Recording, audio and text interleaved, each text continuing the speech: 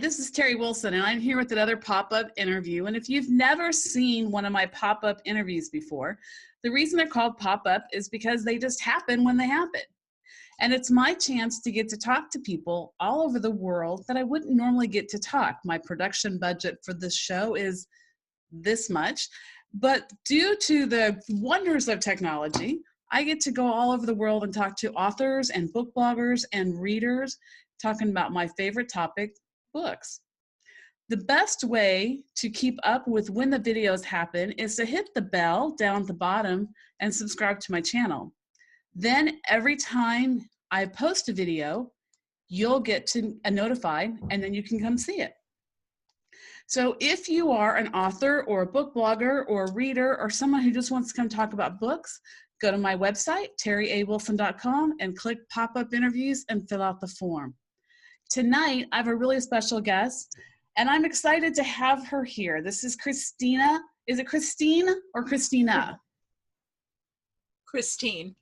Okay, sorry about that. Let's start again. Like I said, nothing scripted, okay. So it's all just whatever happens. Well, if that's the case, this box is bothering me. Okay. This is Kristine Raymond, and we are here tonight to talk about her books and all the great, wonderful things that she does. So just sit back and relax and just let's talk a spell, as they say. So Kristine, tell us a little bit about what you write. Hi, Terri. First, thanks so much for having me on the show. This is a lot of fun. My pleasure. My first time on video, so bear with me here.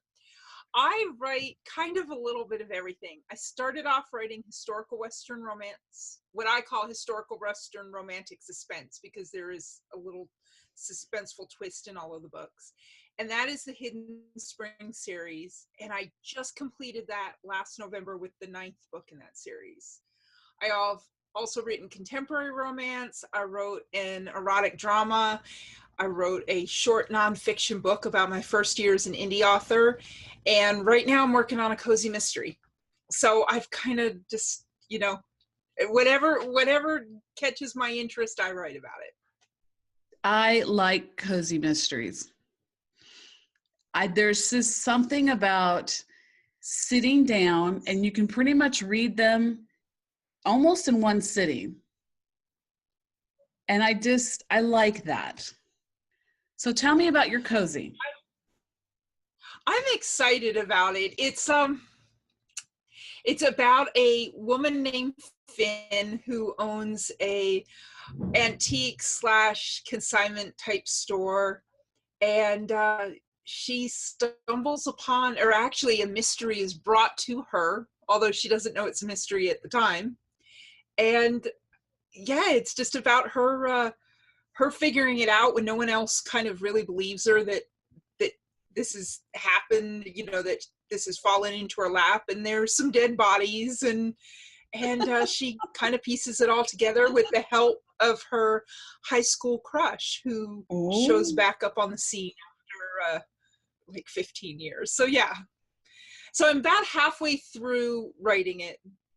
So I haven't worked out everything yet. I don't want to say too much about it, because then if I change something, somebody will write to me and say, hey, that wasn't in the book. So we'll leave it a mystery. Would readers do that? Surely not. Surely not. all of my readers have been really supportive, and I appreciate that. I have one, love her to death, Barbara, and I'm sure she'll watch this, so she'll know I'm talking to her. Hi, Barbara. She is the reason there are 3 celebration books instead of 1, because originally By Dawn's Early Light was just going to be a standalone, and she loved the story and she loved the town and the characters so much that she pestered me in a nice way repeatedly to write more, and I ended up with a trilogy. So as she puts it, sometimes readers do get what they want. Yeah. That's good. That's good that you have those Uber fans. We all dream about having those Uber fans. That's what we live for. That's right. That's right. I mean, without people reading our books, they would just be words on a page. Right. Now, the cozy mystery that you're working on right now, this character, I totally see her in my head already, but I'm wondering, is this based off of like a real person or a group of real people that you kind of threw together? Or did she just come and say, just take up residence in your head and say, this is what I'm going to do? She just kind of took up residence in my head.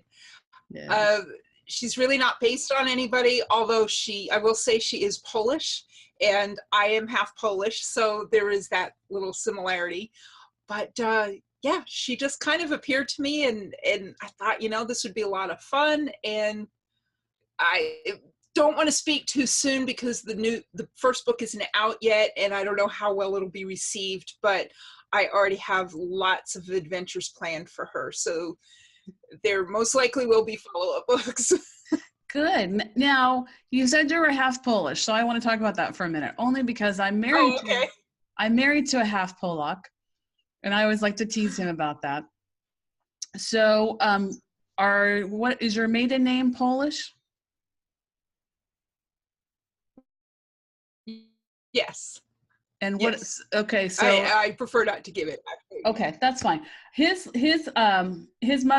Polish from his mother's side, and he's a Rakowski, which from what I understand is like Smith in Poland. It's a very common last name. And it's been very interesting because up until recently, I did not know anything about my heritage as far as where I was from. And I did one of the DNA things, Ancestry. I did Ancestry.com. Yeah. And so because his mother is full Polish, we still are doing some of the Polish traditions that she grew up with. And it's been very interesting to have traditions based in a culture, because that was something I never had before. Right. And I really have learned, and I've enjoyed just learning about that. It's been a whole new experience for me. And my kids are learning about things too. And we will experiment with Polish cooking, or we do a płatek every Christmas. And we have, fish soup at Christmas Eve, which a lot of Italians and a lot of other cultures have fish soup for Christmas Eve. But it's been so much fun doing that. I've enjoyed it. But that's enough about me. What's your favorite Polish dish? You would ask me that. I always like my mother-in-law's fish soup, but I don't know if that's necessarily a Polish fish soup or it's just fish soup. It's in tomatoes. We never had that. A tomato-based soup. Yeah, we never had that. Okay. We in my family we're big with pierogis and golomkis and kruszyki and kielbasa. Yeah, that those were pretty much standard in our house. Yeah, I would have to say. I am half Irish. Go ahead. I am half Irish though. Also, that's the other half. And I always say that March is the only month out of the year that I'm Irish. I'm Polish the rest of the year, but I'm Irish in March. It's St. Patrick's Day. I would have to say that the pierogis are good. My husband's grandmother, before she passed away, she made those for us a couple times, and those are really good. So now let's go back and talk about books, because we could sit and talk about food. Food's like my second favorite subject. Oh, I know. It's like books, food. Somewhere down here is probably my family, only because they have to be. You said you wrote a Western romance. Now, is that Western as in like cowboys? Yes, it was set in the late 1800s Arizona territory. It's the Hidden Springs series, and it follows, the characters are in this fictional town, Hidden Springs, but it's based in like the Verde Valley area, if you're familiar with Arizona at all, kind of like where Sedona and Camp Verde and everything is. So it's it's not up in the mountains of Flagstaff, but it's not down in the deserts of Phoenix either. It's kind of in between. So they have trees and they have creeks and things like that. But each story in the series follows a different set of characters, and they may be secondary characters in one book, but then they have their own story in another book. Oh, I like that. They can be read as standalones, but I always like reading series from the beginning, even if there are no cliffhangers. Right. Because I think you get more out of the characters and the development as you go through. And the final story, Enduring Traditions, that I put out last November tells the story of the daughter of the couple in the first story that had started 20 years earlier. Oh. So it kind of is a saga too. So yeah. So the whole series spans 20 years? Yes, it does. Now, is history something that you've always been interested in, or is it something you just started researching for this story? Not history so much, but Westerns. I've always loved Westerns. If I could time travel, I'd go back to the Old West. It was no surprise to me at all that my first book was an historical Western. I love that time period. I love everything about it, even though I know in actuality, it would probably be miserable living in that time period. For one thing, there was no air conditioning. Yeah, and totally. I like my air conditioning. Totally. But I just really love that time period, and the wildness about it, and the part of the country, and the cowboys. Who doesn't love the cowboys? So it was a lot of fun. And the research that I did writing those books, I learned a lot. I learned a lot of things that I may not have wanted to know, but it was a lot of fun. So if somebody out there is watching this right now who is interested in historical romance of any time period, you and I know how important studying the time period is and making sure that you are accurate with your facts. About how much time do you think you put into researching versus writing the story? That's kind of hard to determine because I didn't research ahead of time and then sit down and write the story. Okay. I would write, and then I'd come to a point and I'd say, okay, did they have that back then? Or what year was this invented? And then I'd sit and I'd spend a couple hours researching, because I usually fell into a rabbit hole where I'd follow one thing and then that would lead me to something else and then something else. But I don't know. It's just really hard to quantify a time. It just kind of went along with how I wrote the stories. Okay. Now, are you Westerns? You said the story takes place in Phoenix, or not Phoenix, but in Arizona. Yeah. And is that an area that you are particularly familiar with in regards to today? Or is it just, you just kind of just randomly pick someplace? No, I moved to Arizona when I was in my early 20s, and I lived there for 4 years, I think, 3 or 4 years. So the area that I wrote about, I had visited, the Sedona area, Camp Verde, Cottonwood. It's beautiful down there. And so as I was writing, I could picture these places that I had been, and I dug out old photographs just to kind of refresh my memory about, what this bluff looked like, or, the different foliage and things like that. Yeah, I've been to Tucson 3 times, I think, and I loved Tucson.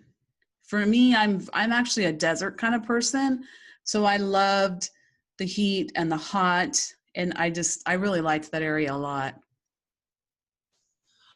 I never made it to Tucson. I lived in Flagstaff, so mostly it was kind of whatever was in an hour or so drive from Flag that I would visit.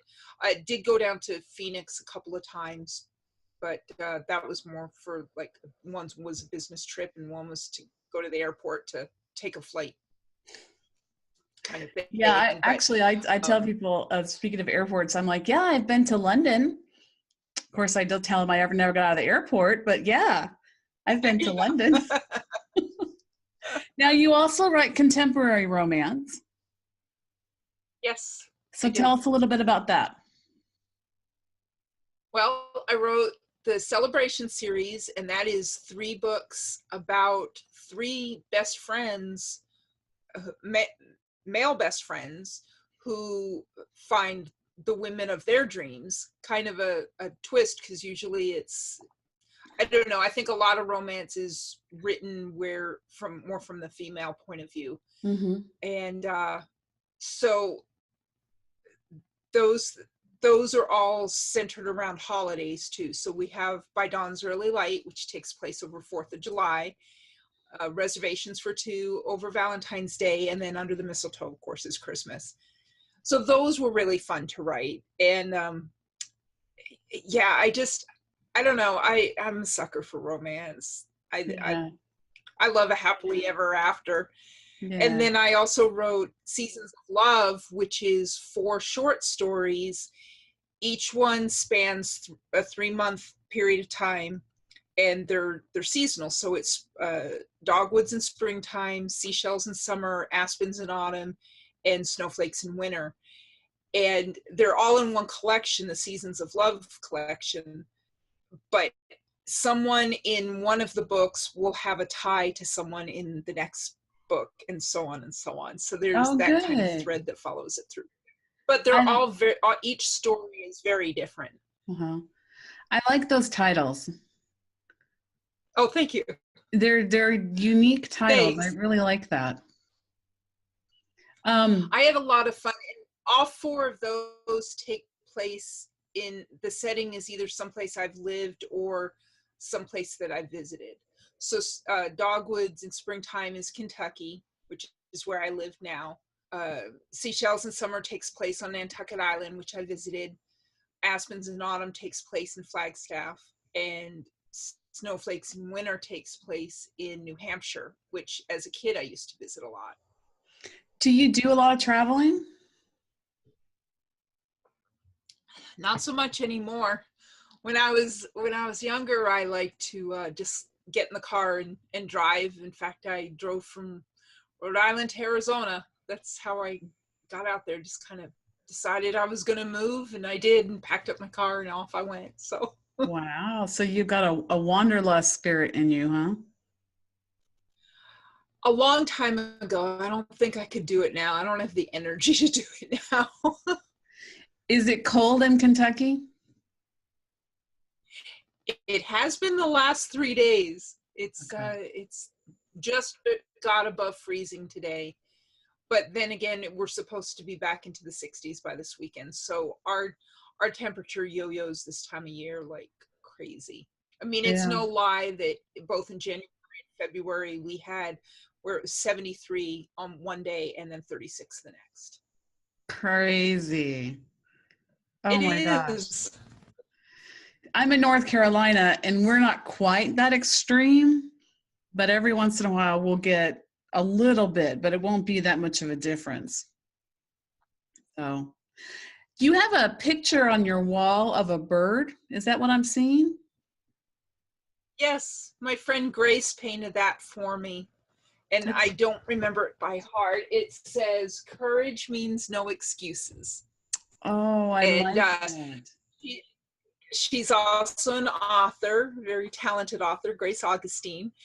And she painted that for me because we decided there would be no more excuses. We were just going to do what we set out to do. And that was write our stories and tell our stories. And so that's my reminder every day. How long ago was that you had that decision? That was last year. I've actually been writing for a little over 5 years. And yeah, just, you just have to take chances and and not let things get in your way, and kind of just, as Nike would say, just do it. Absolutely. Absolutely. The tagline for my website and everything I do is believe you can fly.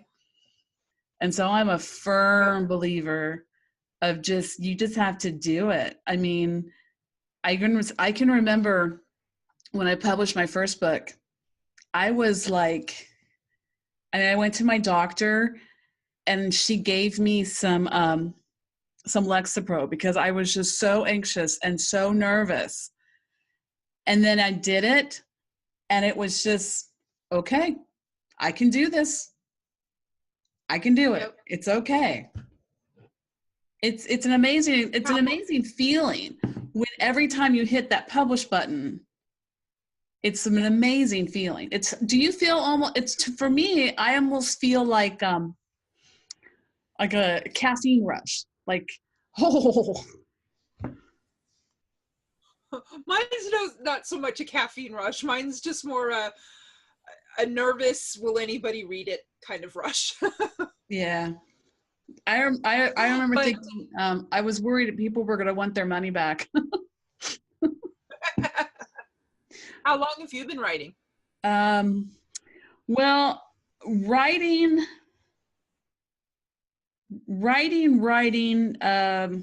probably about 3 years, but I did some short story contests for a couple of years, and then I published my first one this past August.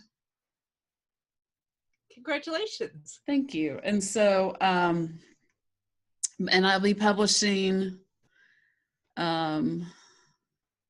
my fourth that's not in an anthology. I've been doing a lot of anthologies, but I'll be publishing my fourth one this month. That's just me. Great. Yeah. That is awesome. It's such a fun thing. I mean, it's not something I ever saw myself doing. Just kind of sat down and wrote a book one day and got hooked, and you know, I'm 15 in and have no plans on stopping. So good. I have too many ideas to share. Do your characters talk to you in your head? Oh yeah, all the time. So no one would want to see what goes on inside my head. Though I had another author describe it, and I love this analogy. She described it that it's kind of like a condominium in her head, and each of the characters from her different stories just have like their own apartments. And I love that. That's perfect. That is good. And that's totally true. I mean, I have some characters that are patiently waiting for their turn. And then I have some characters that are like, oh no, it's me. It's on me now. It's my turn.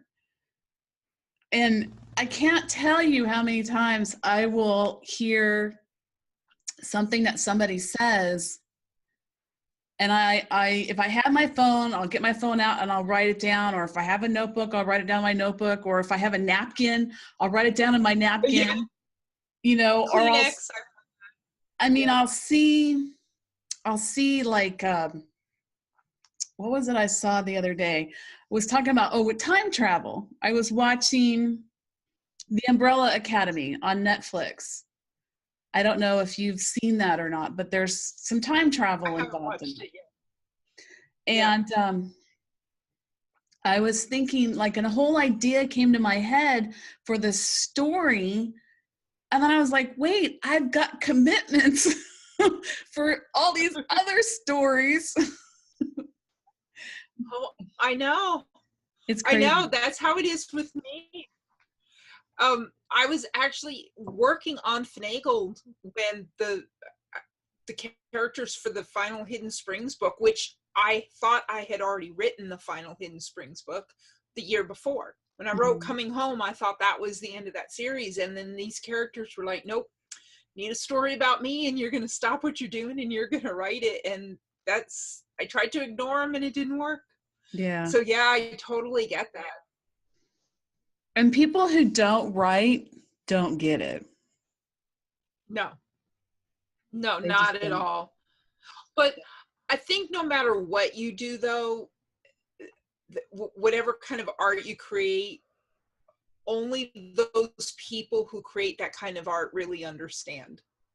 I just think that holds true for anything.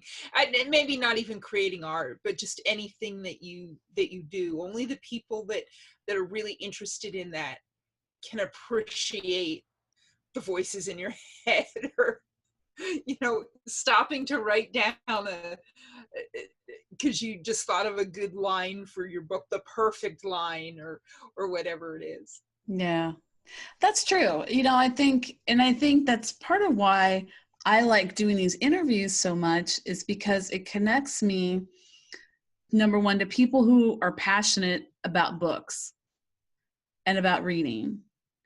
And they're so passionate that they want to add to that field, that book of knowledge. They want to add to it. And that's why I love doing these interviews. I mean, I don't know. Go ahead. Go ahead. I was going to say. No, I was just. Okay. So. No, I was just going to say, you would think with all of the books that are out there that there would be no need for new stories, but there are. Mm-hmm. I mean, I think as long as a person has a story to tell, they should tell it, because there will always be at least one person who will want to read it, who will embrace that story, who will, it'll touch something in them, and they'll say, yes, that's me, or I get that, or I lived that, or I understand that. And that's why we need to just keep doing what we're doing. Yeah, I totally agree with that, because I think, a nonfiction is very important in teaching. I'm not going to ever say anything negative about nonfiction, but I think there's a quiet power in fiction that nonfiction will never be able to touch. Yeah, that makes sense. I think, to me, no, I always found, when I was younger, I always found nonfiction very dry. I wanted that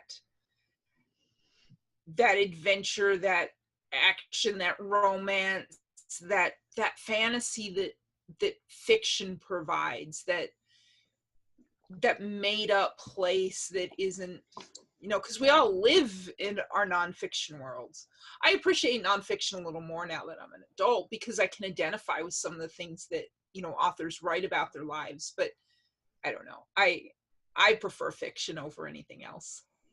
Oh yeah, well, I do too, but not when I do read nonfiction, I'm more drawn to memoirs and biographies. Yes.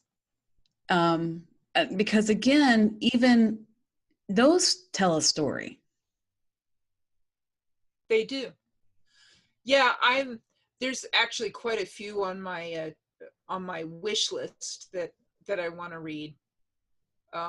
Michelle Obama's book, Jenna Bush Hager, Sally Field. I mean, there's quite a few that have come out lately that I really want to read.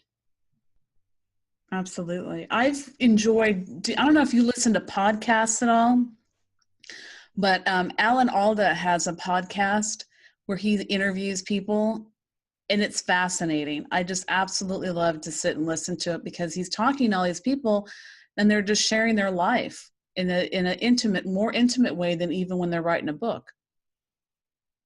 And I really like that. I'll have to check that out, because I love him. I think he's a fantastic actor, and he's got the perfect voice for a podcast. Oh yeah. I've recently started listening to more podcasts since I started doing my own. So that yeah, it's interesting, but it's a completely different kind of craft than writing or music or anything else. Podcasting really is an art. No, I didn't know you did a podcast. Tell us about that. I do. It's called Wordplay with Kristine Raymond, and I do what you do, just without the cameras. I chat with authors about their books and whatever else, wherever else the conversation goes. It's very casual, very informal, and yeah, I launched it last October. So 2 new episodes actually aired this morning. Awesome. Well, our time has come, if you can believe it or not. I know. This is what I always tell my guests, because they say, oh, what am I going to talk about for 20 minutes? And I'm like, you will be surprised how quickly it goes by. Yeah. But thanks so much for having me on the show. I appreciate this. This has been a lot of fun. Well, and even if I don't know where it is, I'm kind of like looking at my webcam and then I'm looking at my screen. Oh, you're doing fine. It wasn't too painful, was it? Oh, not at all. Awesome. Not at all. As long as nobody minds the mess behind me, then it's all good. Well, thank you everybody for joining us for another pop-up interview. As I said in the beginning, the best way to find out about the pop-up interviews is one, go to my website, terriawilson.com. And the other thing is always hit the bell down below and hit the thumbs up. I think as the young people say these days, mash the thumb.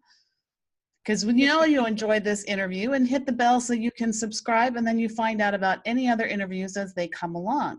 I'll make sure and post all of Kristine's information, and so you can go check her out. You can go stalk her. You can go love her and buy her books, because they're all wonderful. That's right. They're all wonderful. So thank you very much, and everybody have a great night. Thanks.